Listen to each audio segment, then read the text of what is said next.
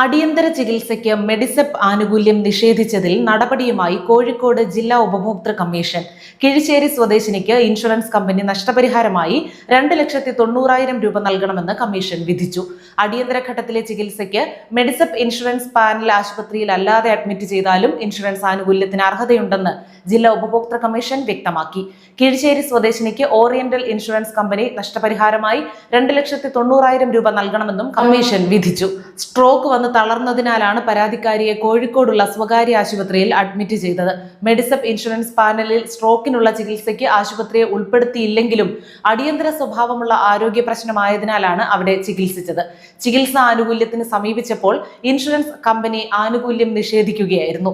തുടർന്നാണ് ജില്ലാ ഉപഭോക്തൃ കമ്മീഷനിൽ പരാതി നൽകിയത്. അപകടത്തെ തുടർന്നുണ്ടാകുന്ന അടിയന്തര സ്വഭാവമുള്ള ചികിത്സകൾക്ക് ആനുകൂല്യം നൽകണമെന്ന് മെഡിസെപ്പ് പദ്ധതിയിൽ തന്നെ വ്യവസ്ഥയിരിക്കെ ഇൻഷുറൻസ് നിഷേധിച്ച ഓറിയന്റൽ ഇൻഷുറൻസ് കമ്പനിക്കെതിരെയാണ് കമ്മീഷന്റെ വിധി. ചികിത്സാ ചെലവായ 2,35,000 രൂപയും നഷ്ടപരിഹാരമായി 50,000 രൂപയും കോടതി ചെലവായി 5,000 രൂപയും നൽകണമെന്ന് കമ്മീഷൻ ഉത്തരവിട്ടു.